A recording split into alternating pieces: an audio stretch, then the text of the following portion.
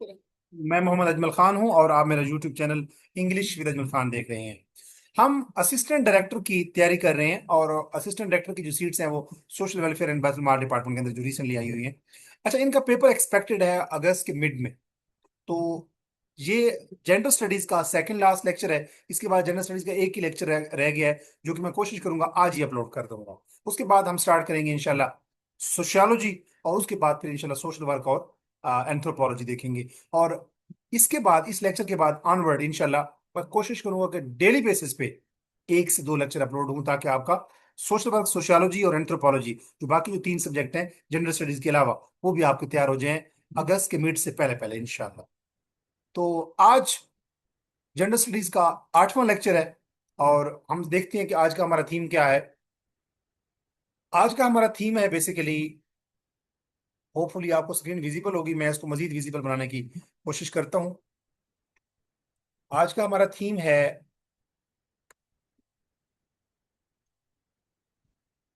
ये हमारा जो लेक्चर है, this is equally beneficial for CSS Gender Studies subject, as well as for the case of Social Welfare Officer and Assistant Director in Social Welfare and Welfare Department. Along with it, this lecture is equally beneficial for those candidates who are preparing for the lecture in Gender Studies, and for candidates who are the students in of BS and MPhil Gender Studies. आज का हमारा जो theme है, हम उस तरफ बढ़ते हैं। हमारा टॉपिक जो आज हम कवर करेंगे वो है gender based violence. Gender based violence है क्या, और उसके हवाले से जो वायलेंस अगेंस्ट वेमेन के हवाले से कुछ थेरीज हैं वो हम देखेंगे। और फिर हम देखेंगे कि स्ट्रक्चरल वायलेंस क्या होती है, और जो डायरेक्ट फॉर्म ऑफ वायलेंस कौन कौन सी पॉसिबल है, जो जिनका खवातीन को सामना करना पड़ता है, और वो कौन सी स्ट्रेटजीज हैं, हिकमत अमली है, जिससे हम वायलेंस अगेंस्ट वेमेन को एलिमिनेट कर सकते हैं। तो सबसे पहले अगर हम इंट्रोडक्शन देखें तो जेंडर बेस्ड वायलेंस होती क्या है? एनी हार्मफुल एक्ट जो कोई भी इंडिविजुअल कमिट करता है जेंडर की वजह से, यानी किसी भी इंडिविजुअल के अगेंस्ट, जरूरी नहीं है कि वो खातून हो, किसी भी इंडिविजुअल के अगेंस्ट, किसी भी इंडिविजुअल से मुराद है मेल फीमेल ट्रांसजेंडर कोई भी, किसी भी इंडिविजुअल के अगेंस्ट कोई ऐसा हार्मफुल एक्ट जो उसके जेंडर की बुनियाद पर उसके साथ किया गया हो।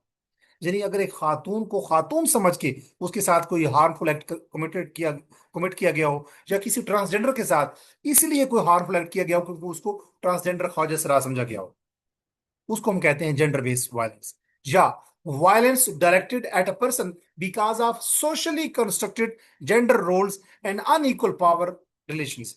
अब मेल फीमेल ट्रांसजेंडर हमारी सोसाइटी में, पाकिस्तानी सोसाइटी में, पंजाब में, इनके दरमियान में फर्क है। मेल फीमेल ट्रांसजेंडर की social position, economic position, cultural position, religious position, everything is different from one another.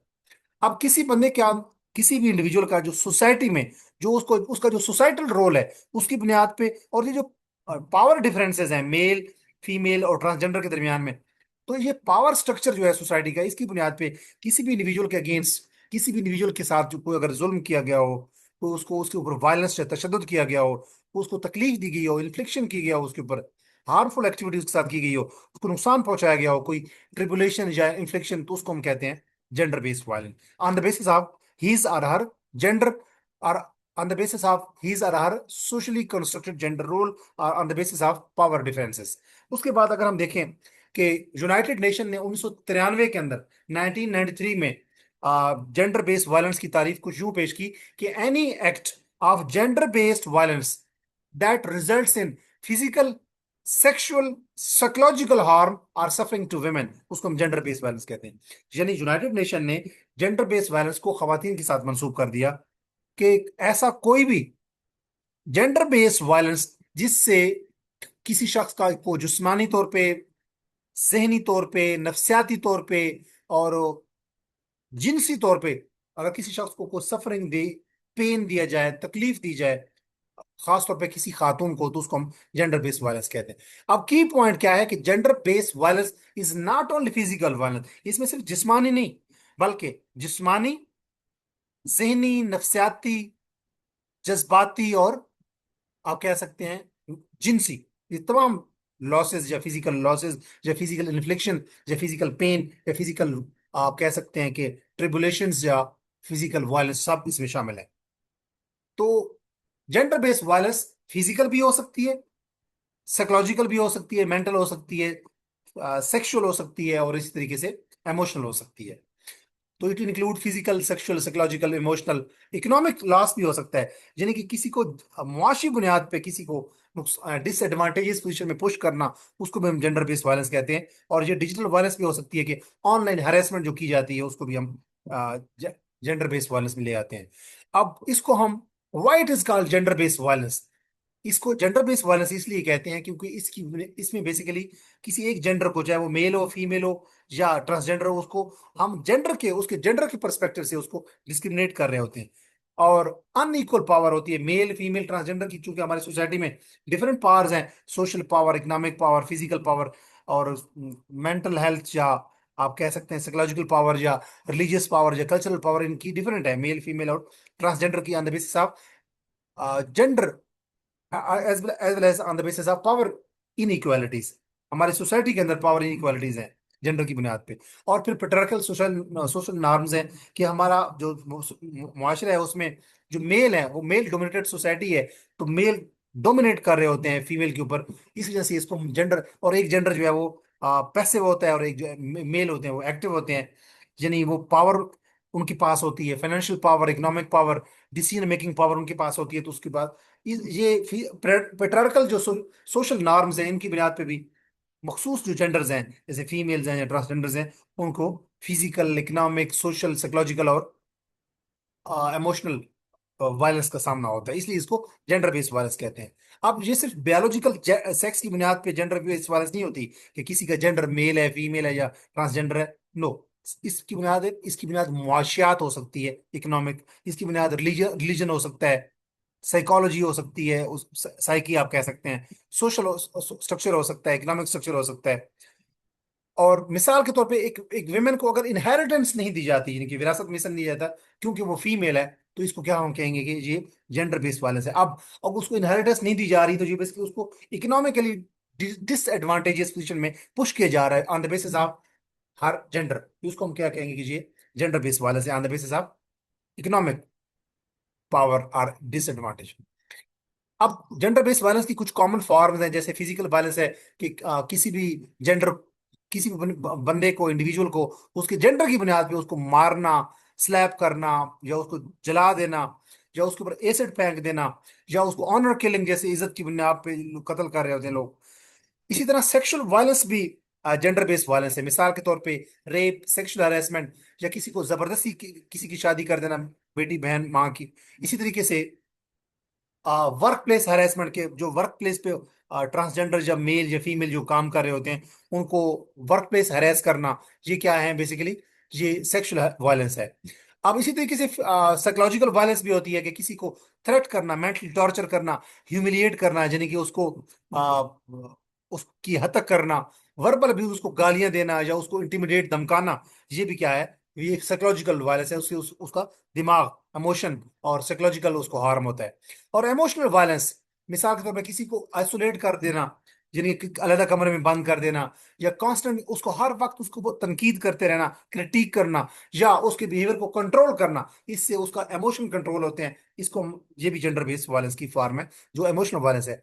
इसी तरीके से इकोनॉमिक वायलेंस भी हो सकती है। मिसाल के तौर पे खवातीन को काम करने से रोकना कि आप जॉब नहीं कर सकती, बेटियों को, बहनों को, या अब माओ को, या बीवी को। इसी तरीके से किसी से सैलरी ले लेना, खवातीन जो जॉब कर रही हैं उनसे सैलरी ले लेना, जो उनका जेंडर, जो उनका पार्टनर है, या भाई हैं या वालिद, उनसे अगर सैलरी ले लेते हैं कि कमाएं आप लेकिन हम खाएंगे। इसी तरीके से किसी अगर खवातीन को, बेटियों को या बहनों को अगर इनहेरिटेंस, इनकी विरासत जो इस्लाम देता है उनका अगर मर्द की हिस्से में अगर 1% शेयर है, और वेमेन के नाम आधी प्रॉपर्टी आती है, तो अगर उसको इनहेरिटेंस नहीं दी जाती, या फाइनेंशियल कंट्रोल उनके ऊपर किया जाता है, तो इसको हम क्या कहते हैं, इसको हम कहते हैं इकोनॉमिक वायलेंस। इसके बाद अगर हम देखें तो डिजिटल वायलेंस भी आ सकती है, जैसे मिसाल के तौर पे साइबर स्टॉकिंग है, यानी कि ऑनलाइन किसी के ऊपर, किसी को चेज करना हो, उसके ऊपर फिक्रे कसना, या उसके ऊपर किरदार, करेक्टर असैसिनेशन करना। और पोर्नोग्राफी रिवेंज करना, यानी कि अगर कोई बंदी या बंदा, फीमेल जो है, उसकी आजकल जैसे चैट जीपीटी है या डिफरेंट सॉफ्टवेयर्स हैं, तो किसी बंदे के चेहरे को लगा के ऐसे इमेजेस क्रिएट करना, ऐसी वीडियोस क्रिएट करना कि उसको धमकाना कि अगर आपने मुझे मेरी एडवांसमेंट का पॉजिटिव जवाब ना दिया तो हम आपकी फैमिली में पहुंचाएंगे कि जी आपकी पोर्नोग्राफिक वीडियो है, हम तक पहुंची है या हमारे पास है।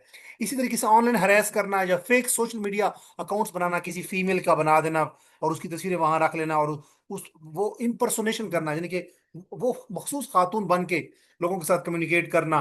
बेसिकली करेक्टर असैसिनेशन इसकी पीछे पसे मंजर जो है, मकसद ये होता है। तो ये सारी, ये क्या है बेसिकली, ये डिजिटल वायलेंस है। तो ये सारी जेंडर बेस्ड वायलेंस की डिफरेंट फॉर्म्स है। अब विमेन जो है, they are why they are vulnerable, कि वो उनको वो इजी निशाना क्यों बन जाती हैं जेंडर बेस्ड वायलेंस का। उसकी रीजन ये है कि एक हमारी मेल डोमिनेटेड सोसाइटी है, यानी कि पेट्रियार्कल सोसाइटी है। दूसरा, जेंडर इनइक्वालिटीज है, मेल फीमेल ट्रांसजेंडर को इक्वली नहीं समझा जाता हमारे सोसाइटी में। और इकोनॉमिकली डिपेंडेंट होती है, चाहे माँ है, चाहे बीवी है, चाहे बेटी है, चाहे बहन है। वो शोहर पे, बाप पे, भाई पे, बेटे पे इंसार कर रही होती है मुआशी तौर पे। खवातीन बाज़ का जो देहातों की होती हैं वो पढ़ी लिखी इतनी नहीं होती, लिहाजा वो डिपेंडेंट होती हैं और वो इजी निशाना बन जाती हैं वायलेंस का। और लॉ इन्फोर्समेंट जो है, ऐसे कवानीन मौजूद हैं जो जेंडर बेस्ड वायलेंस की के कल की आप कह सकते हैं उसको कंट्रोल करने के लिए बनाए गए हैं, लेकिन उनकी इम्प्लीमेंटेशन नहीं होती। और कल्चरल प्रैक्टिसेस जो हैं हमारे माशरे के अंदर, जो सकाफती अकदार हैं, वो इस तरह की हैं कि वो जेंडर बेस्ड वायलेंस के को प्रमोट कर रही होती हैं। तो ये रीजन है कि जेंडर बेस्ड वायलेंस खवातीन क्यों ज्यादा वल्नरेबल है। उसके बाद पाकिस्तान के अंदर जेंडर बेस्ड वायलेंस की कुछ मिसालें देखते हैं, जैसे ऑनर किलिंग है, कि इज्जत के नाम पे किसी को, बेटी को, बहन को, खातून को मार देना कि आपकी वजह से हमारी नाक कट गई है। चाइल्ड मैरिज, छोटी सी बच्ची की शादी कर देना। डोमेस्टिक वायलेंस, घरों में खवातीन को, बीवियों को, माओं को, बहनों को, बेटियों को मारा जाता है।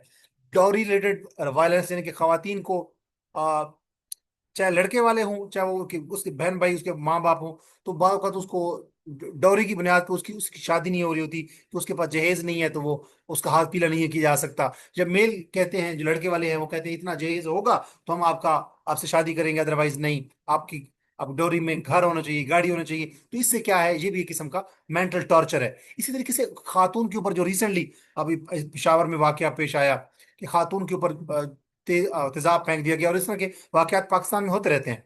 वर्क प्लेस हैरेसमेंट, के खातून का काम कर रही हो तो उसको चेज करना, एडवांसमेंट करना, इमोशनली तौर पे, साइकोलॉजिकली तौर पे एंड सेक्सुअली उसको तंग करना, उसको जिच करना। फोर्स मैरिज, जबरदस्ती शादी कर देना, अगर वो कहीं नहीं करनी चाह रही शादी, तो उसकी शादी कर देना। और डिनायल ऑफ इनहेरिटेंस, उसको विरासत में हिस्सा ना देना। ये सारी क्या है, different forms of gender based violence है पाकिस्तान में। अब कुछ थेरीज हैं ऑफ वायलेंस अगेंस्ट वुमेन, कि खवातीन के खिलाफ, के अगेंस्ट कौन कौन सी वायलेंस होती रहती है। जैसे हमने कहा, physical, emotional, psychological, sexual, economic, और ये सारी चीजें कल्चरल। तो इसके रिलेटेड कुछ थेरीज हैं, वो क्या कहती हैं वो हम देखेंगे। और ये सारी थेरीज ये वजाहत करती हैं कि वायलेंस क्यों होती है खवातीन के खिलाफ। पहली थेरी है फेमिनिस्ट थेरी, और ये सबसे इंपॉर्टेंट है, पेपर में ज्यादा चांसेस हैं इसके ऊपर कोई एमसीक्यूज आए। इसका फाउंडर कोई एक बंदा नहीं है, तीन चार नाम है। केट मिलेट, बेल हुक्स और सिमोन डी बेवर, ये तीन लोग जो हैं, इन लोगों ने फेमिनिस्ट थेरी दी थी। अब इसका मेन आइडिया क्या है फेमिनिस्ट थेरी का, कि वायलेंस इसलिए एग्जिस्ट करती है सोसाइटी में क्योंकि वो सोसाइटी मेल डोमिनेटेड सोसाइटी है। और ये थेरी ये भी कहती है, फेमिनिस्ट थेरी, कि मेन जो है, जो मर्द हैं सोसाइटी में, उनके पास ज्यादा पावर है एज कंपेयर टू वुमेन। और ये फेमिनिस्ट थ्योरी ये भी कहती है कि वायलेंस इसलिए इस्तेमाल की जाती है खवातीन के अगेंस्ट, ताकि मेल जो है वो डोमिनेंट रहे। यानी पेट्रार्कल सोसाइटी है, मेल डोमिनेटेड सोसाइटी है, इसलिए खवातीन जो है उनको different forms of gender based violence का सामना करना पड़ता है। और ये केट मिलेट, बेल हुक्स और सिमोन डिबोवर ने ये थ्योरी दी थी, फेमिनिस्ट थ्योरी। अब इसके कुछ वर्ड्स जो हैं, अगर देखें फेमिनिस्ट थ्योरी के अंदर, पेट्रियार्कल सोसाइटी है, पेट्रियार्की, मेल डोमिनेंट सोसाइटी है, जेंडर इनइक्वालिटीज है, मेल ज्यादा पावरफुल है फीमेल की निस्बत, और पावर इम्बैलेंस है, यानी कि मेल ज्यादा पावरफुल है as compared to female and transgenders. तो ये जो है फेमिनिस्ट थ्योरी है रिगार्डिंग जेंडर बेस्ड वायलेंस। और इसमें मिसाल देखें कि एक हस्बैंड जो है वो एक अपनी वाइफ को मारता है, क्यों? क्योंकि वो सोचता है, वो he believes that he has authority over हर, कि वो मेल डोमिनेटेड है। वो समझता है कि हमारी सोसाइटी में मर्दों को, बेटों को, भाइयों को या वालिद को ज्यादा अहमियत दी जाती है क्योंकि वो तमाम रिसोर्सेज उनके हाथों में होते हैं, डिसीजन मेकिंग उनके पास होती है। तो एक हस्बैंड अमूमन अपनी वाइफ को मार रहा होता है, वो समझता है कि ये मेरा सोसाइटल मेरा राइट है। उसके बाद अगर हम दूसरी थ्योरी देखें, वो है पेट्रार्कल थ्योरी। और ये थ्योरी क्या है, ये भी फेमिनिस्ट थ्योरी के साथ मिलती जुलती है, क्योंकि फेमिनिस्ट थ्योरी के अंदर भी पेट्रार्की मेन थीम था। तो इसका आइडिया क्या है, मेन इस थ्योरी का, पेट्रार्कल थ्योरी का एक आइडिया है, मेन आइडिया, कि society is controlled by men. Patriarchal का मतलब यही होता है कि डोमिनेटेड बाय मेन। तो पेट्रार्की सोसाइटी या पेट्रार्कल जो थ्योरी है, उसका मेन आइडिया है कि सोसाइटी को मेल कंट्रोल करते हैं। और ये जो रिवायती बिलीफ्स हैं, जो हमारे मुआशरे की जो रिवायात हैं, जो ट्रेडिशंस हैं, कस्टम्स हैं, वो भी इंकरेज करती हैं कि मेल की अथॉरिटी ज्यादा होनी चाहिए, मेल को ज्यादा फैसला कौन होना चाहिए। और वायलेंस बिकम सोशली एक्सेप्टेड, क्योंकि हमारी सोसाइटी मेल को पावरफुल समझती है, डिसीजन मेकर समझती है, उन्हीं को कफील समझती है। और सब चीजों के आप कह सकते हैं अलमबरदार वही होते हैं। इसलिए हमारी सोसाइटी एक्सेप्ट करती है कि अगर मेल फीमेल के ऊपर कुछ वायलेंस कर रहे हैं, तो वो कहते हैं it's it's okay, it's acceptable. मिसाल के तौर पे, मेन फैमिली के जो हैं वो हेड होते हैं, और ये जो बिलीफ है कि मेल ही सरबराह है, उससे क्या होता है, वो उन मेल को ये पोजीशन मिल जाती है कि वो फीमेल, चाहे उनकी बेटियां हैं, बीवियां हैं, या बहनें हैं, उनके ऊपर वायलेंस कर रहे होते हैं। उसके बाद तीसरी थ्योरी है जो बड़ी इंपॉर्टेंट है, और ये बंदूरा की थ्योरी है, और उसको हम कहते हैं social learning theory. Social learning theory जो है, इसका आइडिया दिया था, ये थ्योरी का प्रोपोनेंट जो था, वो था अल्बर्ट बंदूरा। और इसका मेन आइडिया ये है कि वायलेंस जो है वो ऑब्जर्वेशन से हम लर्न करते हैं। हम सोसाइटी में जो देखते हैं, अगर कोई किसी को मार रहा है, तो हम वहां से लर्न करते हैं ऑब्जर्वेशन से। और जो बच्चे हैं वो इमिटेट करते हैं, यानी नकाली करते हैं, सेम कॉपी करते हैं। जब जो चीज वो देखते हैं, अगर वो देखते हैं कि उनके माँ बाप आपस में प्यार करते हैं, तो वो भी उनकी उनके अंदर भी प्यार आ जाता है। अगर वो देखते हैं कि उनका बाप उनकी माँ को मार रहा है, उनका बड़ा भाई उनकी बड़ी बहन को मार रहा है, तो वो क्या करते हैं, इमिटेट करते हैं, वो भी उसी तरीके से मारते हैं। तो इसकी मिसाल देखें जरा, कि एक बच्चा जो है वो घर में डोमेस्टिक वायलेंस को ऑब्जर्व करता रहता है, तो फिर वो भी जब बड़ा होता है, तो जब जवान होता है, तो वो भी उसी तरह का बिहेवियर अडॉप्ट करता है, वो भी मारता है। इसका कॉन्सेप्ट क्या, कंसेप्ट क्या है मेन, जो हमने पढ़ा सोशल लर्निंग थी, कि वायलेंस हम लर्न करते हैं थ्रू ऑब्जर्वेशन। को ये हमारी बचपन, हमारी नेचर के अंदर इननेट, यानी कि हमारी पैदाइशी तौर पे ये कोई खसलत नहीं होती दूसरों को मारना। और दूसरा, इसके बाद अगर हम देखें, तो ये जो सोशल लर्निंग थ्योरी है, इसका मेन थीम ये है कि जो हम वायलेंस है, जो तशद्दुद है, ये हम सीखते हैं कैसे, देख के, बेसिकली ऑब्जर्वेशन से दूसरों को। उसके बाद चौथी थ्योरी जो है, वो है इकोलॉजिकल थ्योरी। इकोलॉजी कहते हैं इन्वायरमेंट को, और ये थ्योरी दी थी ब्राउनफेल्ड बर्नर ने। इकोलॉजी हमारा इन्वायरमेंट है बेसिकली। तो इकोलॉजिकल थ्योरी जो है उसका, उसमें जरा देखें कि वायलेंस का क्या कॉन्सेप्ट है। ये इकोलॉजिकल थ्योरी कंसेप्ट दिया था ब्राउनफेल्ड बर्नर ने। और इसने बेसिकली जेंडर बेस्ड वायलेंस का जो कॉन्सेप्ट है, वर्ल्ड हेल्थ ऑर्गेनाइजेशन से, वहां से इसने अडॉप्ट किया। और इसने कहा कि violence results from multiple interactive factors. उसने कहा, ब्राउन बर्नर ने, कि हमारा जो इकोलॉजी है, हमारा जो इन्वायरमेंट है, इसमें बहुत सारे फैक्टर्स हैं, वो आपस में फैक्टर्स इंटरेक्ट करते हैं, उससे क्या है, तशद्दुद, जब वायलेंस जन्म लेता है। और इसने कहा कि 4 लेवल के ऊपर तशद्दुद होता है, वायलेंस होती है। ब्राउन बर्नर इकोलॉजिकल थ्योरी के अंदर उसने कहा था इंडिविजुअल, उसने कहा इंडिविजुअल लेवल के ऊपर अगर हम देखें, तो लोग जो है वो अल्कोहल अब्यूज करते हैं, यानी कि ड्रग को, अफ्यून पीते हैं, शराब पीते हैं, फीम पीते हैं, ड्रग एडिक्शन करते हैं, और मेंटल इलनेस, वो बीमार हो जाते हैं साइकोलॉजिकली तौर पे। तो वो जो है वो इंडिविजुअल लेवल के ऊपर वायलेंस करते हैं। जो बंदे आ, नशा में धत होते हैं, तो वो लोगों को मारपीट कर रहे होते हैं, खुद को मारपीट कर रहे होते हैं, तो ये इंडिविजुअल लेवल पे वायलेंस का फिर उसने कहा रिलेशनशिप लेवल, ब्रॉनफेल्ड बर्नर ने कहा इकोलॉजिकल थ्योरी में, कि रिलेशनशिप लेवल के ऊपर भी लोग वायलेंस का मुजाहरा करते हैं। कि फैमिली में कॉन्फ्लिक्ट्स होते हैं, मियाँ बीवी के, बहन भाइयों के, बाप बेटी के, तो उससे भी फैमिली कॉन्फ्लिक्ट्स होते हैं। जेलसी होती है, लोग जेलसी की वजह से भी एक दूसरे को मार रहे होते हैं, कंट्रोल कर रहे होते हैं मेल फीमेल को, उस वजह से भी लोग फीमेल को मार रहे होते हैं, कंट्रोल कर रहे होते हैं। तो ये रिलेशनशिप के अंदर एक वो है, वायलेंस है। फिर उसने कहा, ब्रॉनफेल्ड बर्नर ने, इकोलॉजिकल थ्योरी में, कि कम्युनिटी लेवल पे भी वायलेंस होती है। जैसे अगर हमारा जो नेबरहुड है, वो अगर वो अनसेफ है, तो लोग क्या करते हैं, नेबरहुड में एक दूसरे को लोग मार रहे होते हैं। और स्कूल जो होते हैं वो पुअर होते हैं, यानी कि स्कूलों में टीचर्स मार रहे होते हैं, बच्चे बच्चों को मार रहे होते हैं, बुलिंग बिहेवियर होता है। और पॉलिसी जो है, वीक पुलिसिंग, यानी कि पॉलिसी, जो पुलिस कल्चर है हमारे पास, वो बड़ा वीक होता है। पुलिस को लोग रिपोर्ट नहीं करते, और रिपोर्ट करते हैं तो पुलिस उसके ऊपर कोई कानूनी कार्रवाई नहीं करती। इससे भी कम्युनिटी के अंदर भी वायलेंस का एलिमेंट नजर आता है। और उसके बाद चौथा लेवल जो है वो है सोसाइटी। हमारी सोसाइटी में वायलेंस होती है, जैसा कि मेल डोमिनेटेड सोसाइटी है तो मेल दूसरे जेंडर्स को मार रहे होते हैं। Gender inequality, mail female transgender में फर्क है। तो ये जो इनइक्वालिटीज हैं, जो पावर इम्बैलेंस है, इसमें से भी जो पावरफुल लोग होते हैं वो लेस पावरफुल लोगों को मार रहे होते हैं। और वीक लॉज हैं, लॉज तो मौजूद है जेंडर के अगेंस्ट, जेंडर वायलेंस के अगेंस्ट, लेकिन उनकी इंप्लीमेंटेशन नहीं होती, नफाज नहीं होता। और हमारी सोसाइटी में जो कल्चरल नॉर्म्स हैं वो वायलेंस को एक्सेप्ट करती है कि इट्स ओके, कोई बात नहीं, क्या हो गया है? अगर शोहर ने बीवी को मार दिया है, बाप ने बेटी को मार दिया, या भाई ने बहन को मार दिया, तो क्या हो गया? वो कहते हैं इट्स ओके।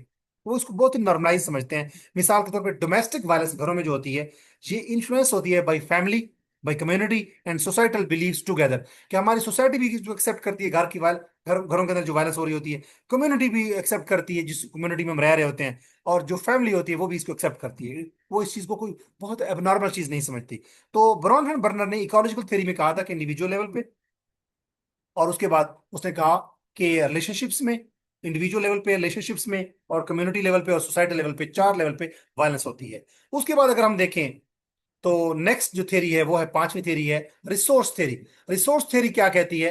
रिसोर्स थ्योरी ये कहती है बेसिकली, ये थ्योरी दी थी विलियम गोड ने। विलियम गोड ने ये कहा था, उसका मेन आइडिया कि मैन जो है उनके पास इकोनॉमिक रिसोर्सेज जब नहीं होते, उनके पास जब सैलरी नहीं होती, उनके पास जब पैसे नहीं होते, जब उनके पास सोशल स्टेटस नहीं होता, तो वो वायलेंस कर सकते हैं कंट्रोल करने के लिए। यानी कि जिन मर्दों के पास, जिस शोहर के पास तनख्वाह नहीं है, कुछ जॉब नहीं है, उनके पास पैसा नहीं है, रोजगार नहीं है, तो वो खातून को मारेंगे ताकि हमारा कंट्रोल रहे। क्योंकि अगर तो उनके पास सैलरी नहीं है, सोशल स्टेटस नहीं है, तो खवातीन उनको चैलेंज करेंगी कि आपके पास पैसे क्यों नहीं है, आप कुछ कमा के क्यों नहीं लाते। तो वो मारते हैं ताकि उसका मुंह बंद रहे, ताकि वो हमें कंट्रोल ना कर सके और वो उनका कंट्रोल बरकरार रहे।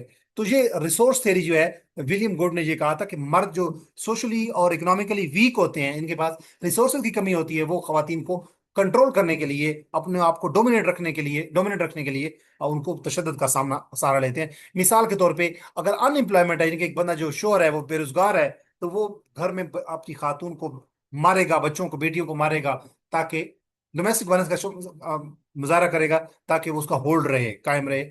उसके बाद नेक्स्ट थ्योरी जो है वो है छठी थ्योरी, और वो हम देखेंगे आज के लेक्चर में। वो है फ्रस्ट्रेशन अग्रेशन थ्योरी। इस थ्योरी का आइडिया ये है कि फ्रस्ट्रेशन जब इंसान को होती है तो वो अग्रेसिव होता है, और वो अग्रेशन क्या है? बेसिकली वायलेंस की का एक मजर है। मिसाल के तौर पे अगर कोई फाइनेंशियल स्ट्रेस है एक बंदे को, यानी माली तौर पे एक स्ट्रेस है उसको, उसके पास उसका उसने किसी को कर्ज दिया और वो वापस नहीं मिला, या उसके पास पैसे कम है, जॉब नहीं है, रिसोर्सेज नहीं है, तो उससे क्या है कि वो घर में फिर क्या करेगा? हर बात बात पे लड़ेगा और लोगों को मारे पीटेगा, बच्चों को, बेटियों को, बीवी को। उसके बाद ये है फ्रस्ट्रेशन एग्रेशन थ्योरी। उसके बाद पावर एंड कंट्रोल थ्योरी के है। पावर एंड कंट्रोल थ्योरी जो है उसका मेन आइडिया ये है कि वायलेंस इसलिए इस्तेमाल की जाती है कि खवातीन को कंट्रोल किया जाए। पावर एंड कंट्रोल थ्योरी, यानी कि खवातीन के ऊपर पावर दिखाई जाए, पावरफुल पोजीशन में रहा जाए, खवातीन को पावरलेस रखा जाए, और उनको कंट्रोल करने के लिए, ताकि खवातीन जो है वो हमें लीड ना करें, हमें कंट्रोल ना करें, तो उनको उन पे कंट्रोल करने के लिए वायलेंस को एक टूल, वेपन के तौर पे यूज किया जाता है। इसकी मिसाल के तौर पे ये है कि उनकी खवातीन की मूवमेंट को रिस्ट्रिक्ट किया जाता है कि आप हमें बताए बगैर घर से बाहर नहीं जा सकते। मर्दों के बगैर घर नहीं जा सकती खवातीन घर से बाहर। और उनके फोन को मॉनिटर करना खवातीन के, कि वो किससे बात कर रही हैं, और उनके फाइनेंस को कंट्रोल करना कि वो कितना खर्च कर रही हैं, कहाँ पे खर्च कर रही हैं, क्यों खर्च कर रही हैं, और उनको आइसोलेट करना कि अगर कहीं वो कहीं बैठते हैं किसी वर्क प्लेस पे या घर में, मेहमान आ जाते हैं, तो वो साइड पे रहें। तो ये क्या है? खवातीन पे पावर रखना, कंट्रोल करना, तो ये भी एक किस्म की वायलेंस है। और ये डोमेस्टिक वायलेंस की एक बड़ी आम सी मिसाल है कि खवातीन को घरों में, चाहे वो बेटियां हों, बीवी हों, माएँ हों या बहनें हों, उनके ऊपर कंट्रोल होता है, उनके ऊपर मर्द कंट्रोल करते हैं। और वजह क्या है कि अगर खवातीन के ऊपर कंट्रोल ना रखा जाए तो वो मर्द समझते हैं कि वो हम पे, फिर उनका कंट्रोल, हमारा कंट्रोल खत्म हो जाएगा, वो हम पे हावी हो जाएंगे।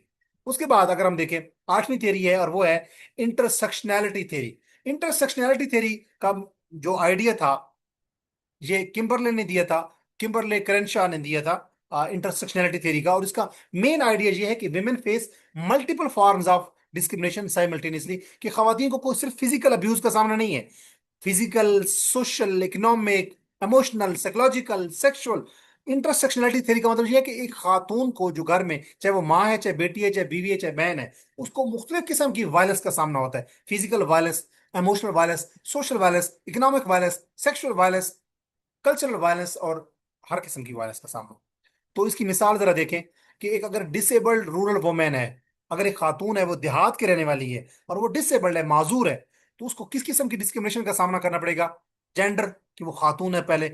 दूसरा, डिसेबिलिटी की, भाई माजूर है, चाहे वो नाबीना है, बहरी है, गूंगी बहरी है, या जिस्मानी माजूर है, या जहनी माजूर है। और फिर वो गरीब है क्योंकि वो देहात की तो औरत है, कमा नहीं रही, और उसके बाद वो चूंकि देहात की रहने वाली है, तो अब रूरल एरिया उसका, उसकी बुनियाद पर उसके साथ प्रेजुडिस करना, वो गरीब है उसकी बुनियाद पर उसके साथ फर्क रवा रखना, कि वो माजूर है उसकी बुनियाद पर उसके साथ उसको लेस समझना, और उस वो खातून है इस बुनियाद पर उसके साथ एक फर्क रवा रखना, ये क्या है? मल्टीपल फॉर्म्स ऑफ, खातून एक है लेकिन उसको चार ग्राउंड के ऊपर मल्टीपल फॉर्म्स ऑफ वायलेंस का सामना है, या मल्टीपल फॉर्म्स ऑफ डिस्क्रिमिनेशन या प्रेजुडिस का सामना है। तो this is called intersectionality theory, कि एक खातून को मल्टीपल फॉर्म्स ऑफ वायलेंस का सामना होता है, multiple forms of discrimination and prejudice का सामना होता है। उसके बाद अगर हम देखें, कुछ रिवाइज कर लें इस सारी चीजों को, तो फेमिनिस्ट थ्योरी क्या कहती है? कि पेट्रियार्कल सोसाइटी जो है, ये वजह है कि खवातीन के खिलाफ वायलेंस होती है।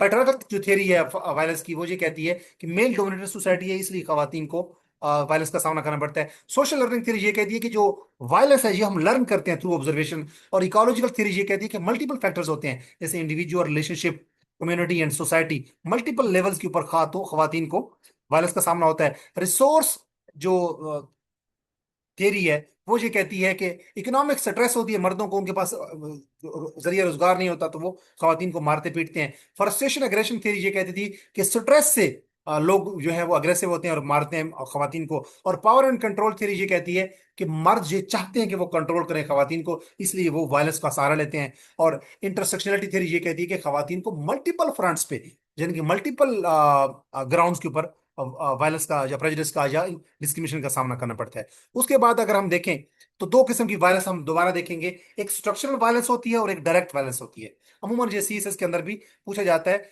अच्छा, सबसे पहले ये जो हम देखेंगे, ये जो स्ट्रक्चरल वायलेंस है, इसका कॉन्सेप्ट किसने दिया था? जॉन गैल्टन ने 1969 में। और उसने डायरेक्ट वायलेंस की बात उसने की। ये बेसिकली ये जो कॉन्सेप्ट है कि structural violence versus direct violence, इसका कॉन्सेप्ट दिया था जॉन गाल्टन ने। जॉन गाल्टन ने 1969 में कहा कि वायलेंस दो किस्म की हो सकती है, डायरेक्ट भी हो सकती है और स्ट्रक्चरल भी हो सकती है। अब डायरेक्ट वायलेंस क्या है? डायरेक्ट वायलेंस ये है कि फिजिकली किसी को मारना, यानी इमीडिएट हार्म जो होता है उसको हम कहते हैं डायरेक्ट वायलेंस। मिसाल के तौर पे किसी को कत्ल कर देना, किसी का रेप कर देना, किसी को मारना, किसी के ऊपर एसिड फेंक देना, या किसी को ऑनर की बुनियाद पे, इज्जत की बुनियाद पे मार देना, ये क्या है? फिजिकल वायलेंस है, इसको हम डायरेक्ट वायलेंस कहते हैं। अब हम देखते हैं इसकी। अच्छा, डायरेक्ट वायलेंस जो है, इसकी कैरेक्टरिस्टिक्स ये है कि ये नजर आती है, विजिबल होती है, ये किसी शख्स के ऊपर होती है, तो पर्सनल है, ये इमीडिएट, यानी कि फौरन होती है, यानी कि ये बाद में नहीं होती, बल्कि फौरन ऑन द स्पॉट होती है, और फिजिकल होती है। इसमें अगले बंदे को, चाहे वो मेल है, फीमेल है या ट्रांसजेंडर है, उसको फिजिकली नुकसान पहुंचता है, तो ये डायरेक्ट वायलेंस है। उसके बाद अगर हम स्ट्रक्चरल वायलेंस की बात करें, तो ये इनविजिबल होती है। जैसे डायरेक्ट वायलेंस हमने कहा वो विजिबल होती है, वो पर्सनल होती है, वो फिजिकल होती है, लेकिन जो स्ट्रक्चरल वायलेंस है वो नजर नहीं आती, वो इनविजिबल होती है। And it is cause by unjust social structure. ये हमारे मुआशरे के जो गैर, जो जो नाइंसाफियां होती हैं हमारे सोसाइटी में, जो समाजी नाइंसाफियां होती हैं, हमारी सोसाइटी का जो स्ट्रक्चर है वो बेसिकली नाइंसाफियों या इनइक्वालिटीज की बुनियाद पे है। इसलिए ये जो हमारी सोसाइटी में बावकत लोगों को साथ वायलेंस हो रही होती है लेकिन वो नजर नहीं आती, उसको हम कहते हैं स्ट्रक्चरल वायलेंस। लोग जो है वो सफर करते हैं बिकॉज ऑफ अनइक्वल सिस्टम, के मेल फीमेल ट्रांसजेंडर सोसाइटी के अंदर पावर स्ट्रक्चर है, मेल को मजबूत समझा जाता है, फीमेल को, ट्रांसजेंडर को कमजोर समझा जाता है, पावर के हिसाब से, social power, economic power, cultural power. तो इस वजह से लोगों को चूंकि बैलेंस नहीं है पावर में, पावर इनइक्वालिटीज है, पावर इम्बैलेंस है, इस वजह से लोग उनको वायलेंस का सामना होता है, लेकिन वो विजिबल नहीं होती, इनविजिबल होती। मिसाल के तौर पे जेंडर वेज गैप है, मेल ज्यादा कमाते हैं फीमेल को, अगर चाहे उनकी क्वालिफिकेशन बराबर हो, लेकिन स्केल भी बराबर हो, उनको तनख्वाहें कम दी जाती हैं फैक्ट्रीज में, कारखानों में।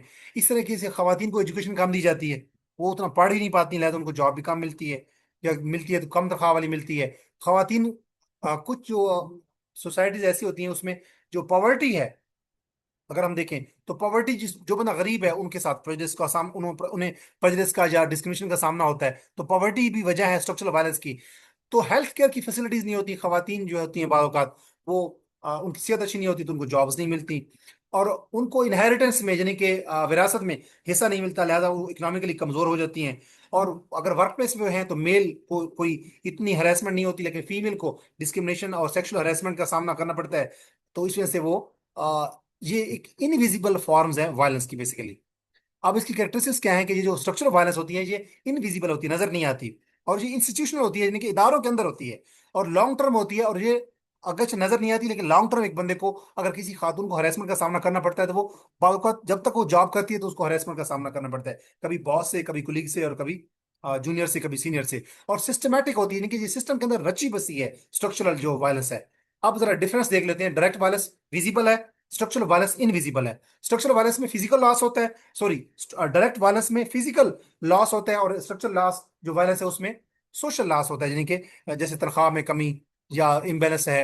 इसी तरीके से डायरेक्ट वायलेंस में इंडिविजुअल एक एक्ट होता है जिसमें को किसी को मार रहा होता है, और जो स्ट्रक्चरल वायलेंस है वो इदारा पूरा उसके अंदर रिस्पॉन्सिबल होता है। ये इंस्टीट्यूशनल वायलेंस की फॉर्म है। और डायरेक्ट वायलेंस में इमीडिएटली एक बंदे को लॉस होता है, और जो स्ट्रक्चरल वायलेंस है उसमें लॉन्ग टर्म बंदे को साइकोलॉजिकल या इमोशनल या सेक्सुअल लॉस होता है। और डायरेक्ट वायलेंस में ये होता है कि एक पर्सन के ऊपर अटैक कर रहा होता है, लेकिन स्ट्रक्चरल वायलेंस में ये होता है कि एक पूरा सिस्टम रिस्पॉन्सिबल है, एक बंदे को नुकसान पहुंचा रहा होता है या कुछ बंदों को।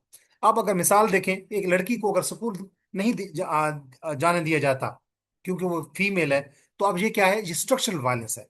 अब ये किसी ने किसी बंदे के ऊपर अटैक नहीं किया, किसी बंदे ने किसी बंदे के ऊपर, लेकिन एक खातून को socially, emotionally, structurally, economically, educationally उसको क्या है, वायलेंस का सामना है, या उसके ऊपर उसको लिमिट किया गया है, उसको एक अपॉर्चुनिटी से डिनाई किया गया है। तो ये क्या है, ये स्ट्रक्चरल वायलेंस है। अगर एक लड़की को फैमिली मारती है, थप्पड़ मारती है, छड़ी मारती है, तो ये क्या है, डायरेक्ट वायलेंस है।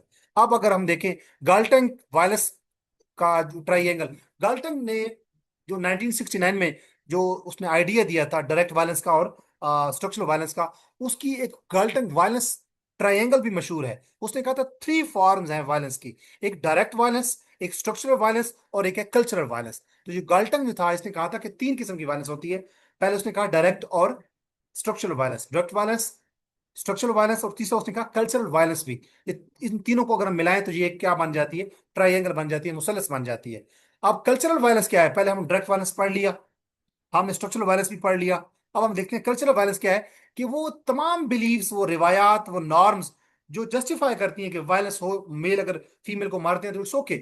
मर्द बीवी को मारता है, यानी शोहर बीवी को मारता है, बाप बेटी को मारता है, जब भाई बहन को मारता है, तो सोसाइटी या कम्युनिटी या अगर फैमिली ये कहती है कि इट्स ओके, कोई बुरी बात नहीं है, जब कोई क्यामत नहीं बरपा हो गई। तो ये क्या है, ये सोशल बिलीफ जो है ये रिस्पॉन्सिबल है वायलेंस के। इसको इसको इसको हम कहते हैं कल्चरल वायलेंस। मिसाल के तौर पे, हाँ, अगर हमारी सोसाइटी में घर के में अफराद कहते हैं, सोसाइटी, कम्युनिटी, फैमिली कहती है कि बॉयज जो हैं वो सुपीरियर हैं, बच्चों दुआ जब की जाती है तो औलाद नरीना की दुआ की जाती है। इसी तरीके से वेमेन शुड रिमेन साइलेंट, कि खवातीन को चुप रहना चाहिए जब मर्द बात कर रहे हो, बेटा बात करो, भाई बात करो, बाप बात करो, शोहर बात करो, तो लड़कियों को चुप रहना चाहिए, बेटियों को, बीवी को, बहन को, तो माँ को। तो ये क्या है, ये बेसिकली कल्चरली तौर पे ये हमने बिलीफ बना लिया है कि मेल सुपीरियर है, फीमेल को खामोश रहना चाहिए, वो सिर्फ नाजिक है, ब्ला ब्ला।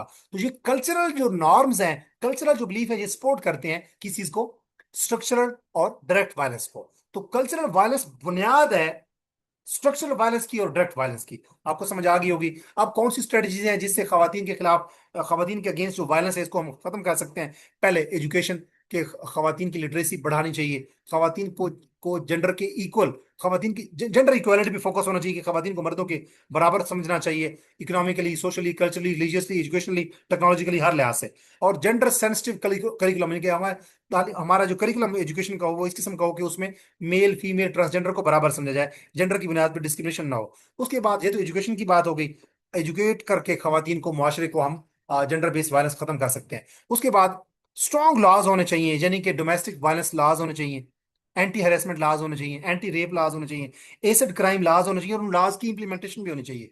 उसके बाद इफेक्टिव लॉ इन्फोर्समेंट, जैसे मैंने अभी बात की, कि पुलिस की ट्रेनिंग करवाई जानी चाहिए, फास्ट ट्रैक कोर्ट्स होने चाहिए, कोर्ट्स ऐसे जो जेंडर बेस्ड वायलेंस के केसेस आते हैं उनको फौरन निपटाए।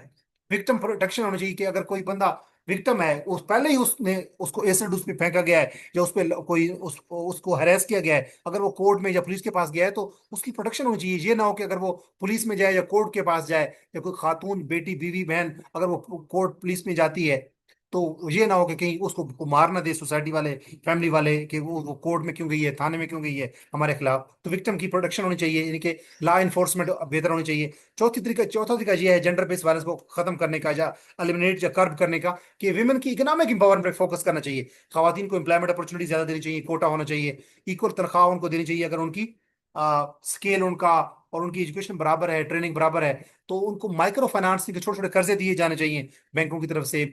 और इस तरीके से इनहेरिटेंस राइट्स उनके उनको मिलने चाहिए जो विरासत में उनका हिस्सा है। तो इसके अलावा पब्लिक अवेयरनेस होने चाहिए, जिनके मीडिया कैंपेन्स होने चाहिए, सेमिनार्स होने चाहिए, स्कूल एजुकेशन में खवातीन के बारे में अवेयरनेस होनी चाहिए कि gender based violence should be discouraged, और कम्युनिटी के अंदर अवेयरनेस प्रमोट करनी चाहिए। छठा तरीका ये है कि मर्दों को, बॉयज को एंगेज करना चाहिए सोसाइटी में, उन्हें रिस्पेक्ट सिखाएं, उन्हें टॉक्सिक जो मैस्कुलिनिटी है, यानी कि जो मर्द हैं कि हम मर्द हैं, और वो जो टॉक्सिक होते हैं, बिटर होते हैं, वायलेंट होते हैं, उसको चैलेंज करना चाहिए कि नहीं, ऐसा नहीं होना चाहिए। मर्दों को, बॉयज को सिखाया जाना चाहिए स्कूलों में, मीडिया के जरिए। और पॉजिटिव मैस्कुलिनिटी, यानी कि मर्दानगी जो है उसको एसोसिएट करना चाहिए और चीजों के साथ, ये नहीं कि वो मारेंगे तो वो मर्द कहलाएंगे। तो पॉजिटिव मैस्कुलिनिटी को प्रमोट किया जाना चाहिए। सातवां तरीका यह है कि सपोर्ट सर्विसेज दी जानी चाहिए, जिनकी खवातीन को शेल्टर, जिनकी जैसे दारुल अमान होता है, हेल्प लाइन्स होनी चाहिए कि अगर कोई उनके ऊपर को मार रहा है तो हेल्प लाइन को करें और पुलिस वहां पहुंच जाए। काउंसलिंग होनी चाहिए, अगर कोई खातून को के साथ कोई ऐसा हुआ है तो काउंसलिंग सर्विसेज साइकोलॉजिस्ट के जरिए होनी चाहिए। लीगल एड, उनको कोर्ट में अगर वो वकील करना चाहें तो उनको कोई लीगल एड मिलनी चाहिए, जिनके उनको कोई वकील free of cost state provide करे। और मेडिकल केयर उनको मिलनी चाहिए, अगर किसी खातून के ऊपर तशद्दुद हुआ है तो अगर वो इसी उसको मेडिकल को इमरजेंसी का सामना है तो मेडिकल एड उसे मिलनी चाहिए। और आठवां तरीका जिससे जेंडर बेस्ड वायलेंस को खत्म किया जा सकता है, कि पॉलिटिकल पार्टिसिपेशन, खवातीन को सियासत में लेके आना चाहिए। खवातीन की रिप्रेजेंटेशन, उनको लीडरशिप रोल दिए जाने चाहिए, और डिसीजन मेकिंग में खवातीन को शामिल किया जाना चाहिए, फैमिली लेवल पे, कम्युनिटी लेवल पे, सोसाइटी लेवल पे, और नेशनल लेवल पे, और इंटरनेशनल लेवल पे। और डिजिटल सेफ्टी होनी चाहिए, जिनके खवातीन अगर इंटरनेट यूज करती हैं, मतलब है कोई भी ऐप यूज करती हैं, तो साइबर सिक्योरिटी लॉज होने चाहिए, साइबर क्राइम लॉज होने चाहिए। ऑनलाइन रिपोर्टिंग हो कि खातून अगर कोई सोशल मीडिया यूज कर रही है, कोई उसको स्कैम कर रहा है, हरेस कर रहा है, या उसको करेक्टर असैसिनेशन कर रहा है, तो वो ऑनलाइन रिपोर्ट कर सके खातून।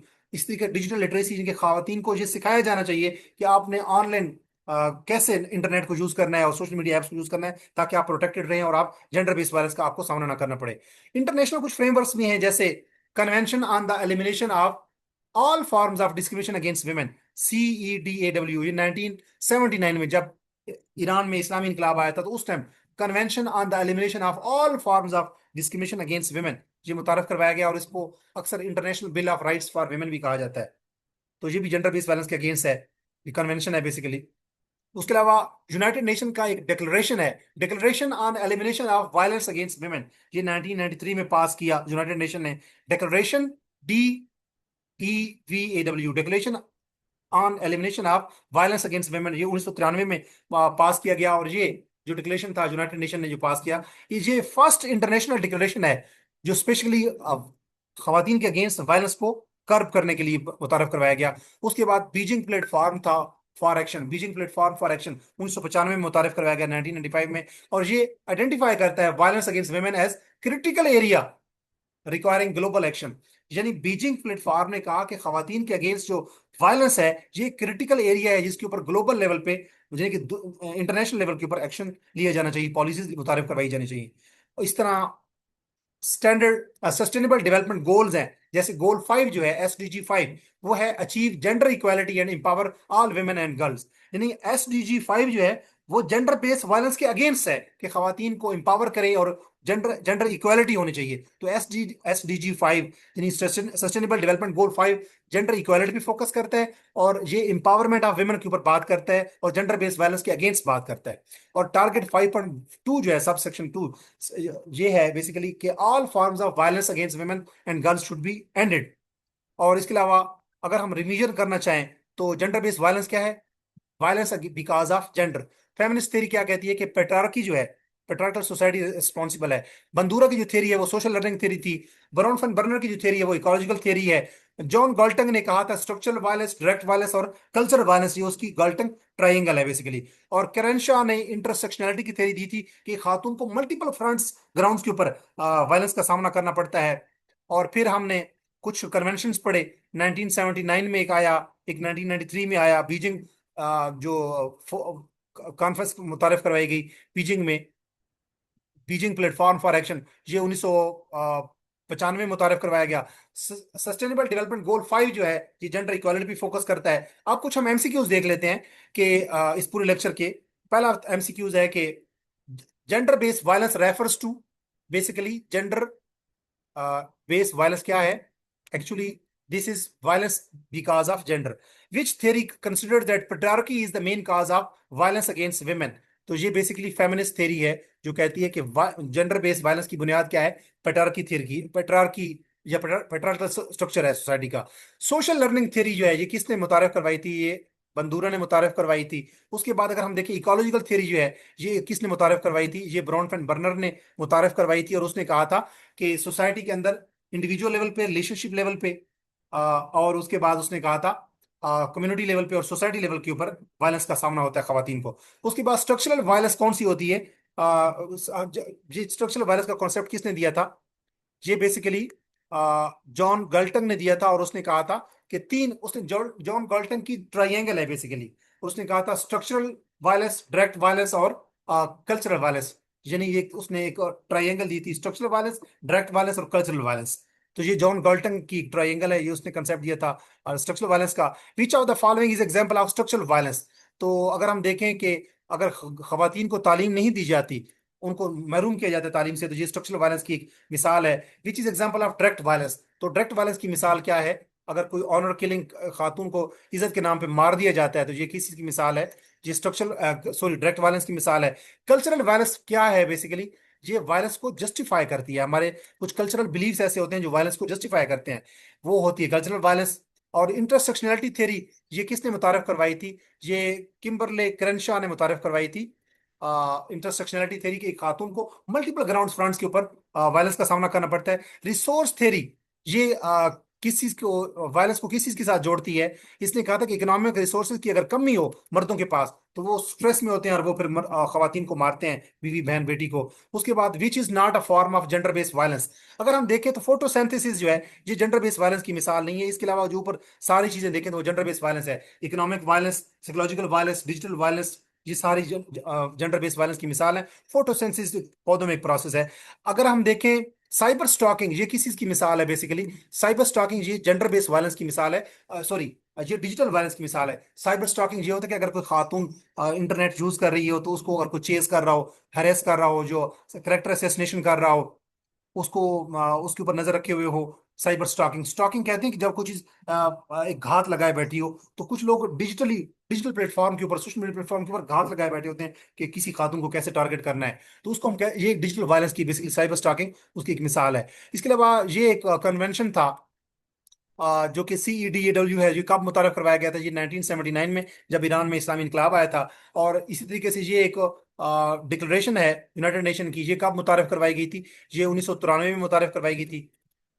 इसके बाद बीजिंग प्लेटफॉर्म फॉर एक्शन ये कब मुतारफ करवाया गया था? ये 1995 में मुतारफ करवाया गया था कि ग्लोबल लेवल के ऊपर एक्शन होना चाहिए अगेंस्ट जेंडर बेस्ड वायलेंस। उसके बाद सस्टेनेबल डेवलपमेंट गोल 5 किस चीज पे फोकस करता है? ये जेंडर इक्वालिटी पे फोकस करता है। उसके अलावा which is the most common cause of gender based violence according to feminist scholars? जो फेमिनिस्ट स्कॉलर्स हैं उनके मुताबिक जेंडर बेस्ड वायलेंस की सबसे ज्यादा रिस्पॉन्सिबल रीजन क्या है? तो फेमिनिस्ट थ्योरी बेसिकली कहती भी यही है कि जेंडर बेस्ड वायलेंस की मिसाल क्या है हमारी सोसाइटी में? पेट्रियार्की यानी male dominance. Violence used to dominate और control a partner is best explained by power and control theory. ये जो पावर एंड कंट्रोल थ्योरी ये कहती है कि जो मर्द हैं वो खवातीन को कंट्रोल करने के लिए वायलेंस को टूल और वेपन के तौर पे इस्तेमाल करते हैं। इसी तरीके से सेकंड लास्ट एमसीक्यूज है कि which of the following, MCQs ये दोबारा देख लेते हैं। Which of the following is example of economic violence? Economic violence की मिसाल क्या है? कि अगर खातून को अगर इनहेरिटेंस नहीं दी जाती, तो ये इकोनॉमिक वायलेंस है। और लास्ट एमसीक्यूज है कि the primary objective of all the strategies to eliminate violence against women, कि जितने भी स्ट्रेटजीज है खातन के अगेंस्ट वायलेंस को कंट्रोल करने के लिए, उनका प्राइमरी ऑब्जेक्टिव क्या है? यही एक ही ऑब्जेक्टिव है उनका प्राइमरी, कि promote gender equality and protect women's right, की खवातीन के राइट्स को प्रोटेक्ट किया जाए और उनकी जेंडर इक्वालिटी को प्रमोट किया जाए। तो असिस्टेंट डायरेक्टर की तैयारी के लिए, जो कि gender social welfare and bachelor mart department के अंदर असिस्टेंट डायरेक्टर की जो रिसेंट सीट्स आई थी, उनके लिए मैं मेरा एक पेड सेशन चल रहा है, जिसकी टोटल फीस जो है वो 5000 है। पर मंथ इसकी फीस 3000 थी। तो इसमें बेसिकली मैं लेक्चर भी प्रोवाइड कर रहा हूँ, साथ साथ आपको एमसीक्यूज भी प्रोवाइड कर रहा हूँ। मॉर्निंग से इवनिंग तक मैं आप लोगों को व्हाट्सएप सपोर्ट भी अवेलेबल कर रहा हूँ, यानी कि जब भी आप कोई क्वेश्चन हो, जो क्यूरी हो, तो आप मुझसे रब्ता कर सकते हैं for any sort of guidance. तो इसमें अगर आप इंटरेस्टेड हैं तो आप आ, मुझसे रब्ता कर सकते हैं 03326896 568। और ये जो जेंडर बेस जो जेंडर स्टडीज का जो लेक्चर है, ये सेकंड लास्ट लेक्चर था, इसके बाद एक लेक्चर है, उसके बाद हम स्टार्ट करेंगे सोशियोलॉजी। ये जो लेक्चर सीरीज है हमारी जेंडर स्टडीज की, सोशियोलॉजी, सोशल वर्क की, और उसके बाद एंथ्रोपोलॉजी होगा। ये बेसिकली उन तमाम कैंडिडेट्स के लिए हेल्पफुल है जो असिस्टेंट डायरेक्टर की तैयारी कर रहे हैं in social welfare and betterment department, या सोशल वेलफेयर ऑफिसर की तैयारी कर रहे हैं, या सीएसएस में जेंडर स्टडीज और एंथ्रोपोलॉजी की तैयारी कर रहे हैं, या पीएमएस लेवल पे सोशल वर्क और सोशियोलॉजी की तैयारी कर रहे हैं, उनके लिए ये वीडियो लेक्चर जो सीरीज है ये इंपॉर्टेंट है। अगर आप मेरे चैनल के ऊपर न्यू हैं तो इंग्लिश विद अजमल खान मेरा जो चैनल है यूट्यूब, जिसके ऊपर ये आप मेरी वीडियो देख रहे हैं, इसको आप जो सब्सक्राइब करें ताकि इस किस्म की वीडियोस आप तक बर वक्त पहुंच रहे हैं। मिलते हैं नेक्स्ट लेक्चर में, जो जेंडर स्टडीज का लास्ट लेक्चर होगा। अपना बहुत सारा ख्याल रखें। कोई क्वेश्चन या क्यूरी हो तो इस वीडियो के कमेंट सेक्शन में आप मुझसे रब्ता कर सकते हैं, अपना क्वेश्चन लिख सकते हैं ताकि मैं उसको एड्रेस कर सकूं। अपना ख्याल रखिएगा, मिलते हैं नेक्स्ट वीडियो में, तब तक दीजिए इजाजत। अल्लाह के बान, अल्लाह हाफिज।